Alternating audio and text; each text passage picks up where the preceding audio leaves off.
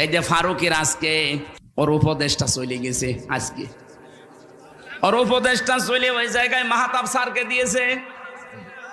ওর চলে যাওয়ার পেছনে যে কারণগুলো দিয়েছে 5টা না 6টা কারণ দেখলাম। 1 নম্বরে কারণ ওর বউ কেন মজিবের স্ত্রীর চরিত্রে কেন অভিনয় করতে গেল,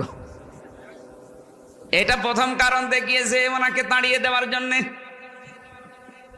দ্বিতীয় নম্বরে সমকামিতা, ও প্রমোট করতো যে পুরুষে পুরুষে বিয়ে হোক। 3 নম্বরে ও একটা সিনেমা বানিয়েছিল 3rd পারসন সিঙ্গুলার নাম্বার। আপনারা তো এসব জগতে নেই, আপনারা আল্লাহর ওলি মানুষ সব নাকি? আমি উপন্যাস পড়েছিলাম ভার্সিটি থাকতে, 3rd person singular number, bachelor, এগুলো দিয়ে পরবর্তীতে ফারুকি সিনেমা বানিয়েছে। এখানে এই পরকীয়া প্রেম উৎসাহ দেয়, কি করে পরকীয়া প্রেম করা যায়। আপনি কি নাও